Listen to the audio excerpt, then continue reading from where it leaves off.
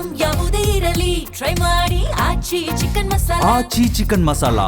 ನವದೆಹಲಿಗೆ ಬರಬೇಕಿದ್ದ ವಿಮಾನದ ಮೇಲೆ ದಾಳಿಯಾಗಿದೆ. ಇರಾನ್ನ ಮಶಾದ್ ಏರ್ಪೋರ್ಟ್ನಲ್ಲಿ ಈ ರೀತಿ ದಾಳಿ ನಡೆದಿದೆ.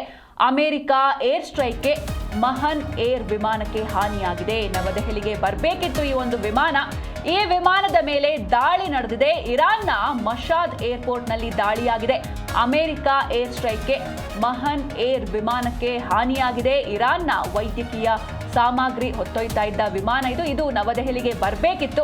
ಆದರೆ ಈ ವಿಮಾನದ ಮೇಲೆ ದಾಳಿಯನ್ನ ಮಾಡಲಾಗಿದೆ. ಇರಾನ್ನ ಮಶಾದ್ ಏರ್ಪೋರ್ಟ್ನಲ್ಲಿ ದಾಳಿಯಾಗಿದೆ.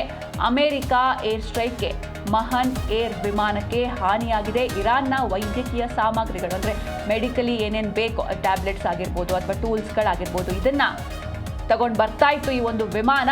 ಇದಕ್ಕೆ ಹಾನಿಯಾಗಿದೆ. ನೀವೇನು ನೋಡ್ತಾ ಇದ್ದೀರಾ, ಮಹನ್ ಏರ್ ವಿಮಾನ ಇದು ನವದೆಹಲಿಗೆ ಬರಬೇಕಿತ್ತು, ಅಂದರೆ ಭಾರತಕ್ಕೆ ಬರಬೇಕಿತ್ತು. ಆದರೆ ಈ ಒಂದು ವಿಮಾನದ ಮೇಲೆ ದಾಳಿಯಾಗಿದೆ.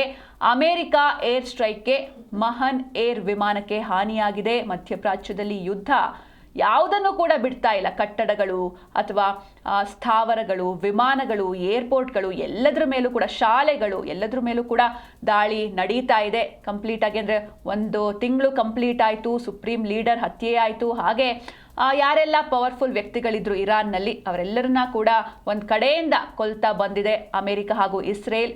ಜೊತೆಗೆ ಒಂದು ರೀತಿ ಸೀಸ್ ಫೈರ್ ಅಂತ ಕೂಡ ಟ್ರಂಪ್ ಹೇಳಿರ್ತಾರೆ. ಅಂದರೆ ಅವ್ರು ಹೇಳೋದೊಂದು ಮಾಡೋದೊಂದು, ಒಂದು ಸ್ಟೇಟ್ಮೆಂಟ್ ಕೊಡ್ತಾರೆ, ನಾವು ಯಾವುದೇ ಕಾರಣಕ್ಕೂ ಏಪ್ರಿಲ್ 6ನೇ ತಾರೀಕುವರೆಗೂ ವಿದ್ಯುತ್ ಹಾಗೂ ಇಂಧನ ಸ್ಥಾವರದ ಮೇಲೆ ಅಟ್ಯಾಕ್ ಮಾಡಲ್ಲ ಅಂತ. ಆದರೆ ಅದರ ಬೆನ್ನಲ್ಲೇ ಇಸ್ಫಹಾನ್ ಮೇಲೆ ಅಟ್ಯಾಕ್ ಕೂಡ ನಡೆಸಿದ್ದಾರೆ. ಹಾಗೆ ಇನ್ನೊಂದು ಕಡೆ ವಿಮಾನದ ಮೇಲೆ ದಾಳಿಯಾಗಿದೆ. ಇರಾನ್ನ ಮಶಾದ್ ಏರ್ಪೋರ್ಟ್ನಲ್ಲಿ ದಾಳಿಯಾಗಿರುವಂಥದ್ದು ಅಮೆರಿಕ ಏರ್ ಸ್ಟ್ರೈಕ್ಗೆ ಮಹನ್ ಏರ್ ವಿಮಾನಕ್ಕೆ ಹಾನಿಯಾಗಿದೆ. ಇರಾನ್ನ ವೈದ್ಯಕೀಯ ಸಾಮಗ್ರಿಗಳನ್ನು ಹೊತ್ತೊಯ್ತಾ ಇತ್ತು ಈ ಒಂದು ವಿಮಾನ.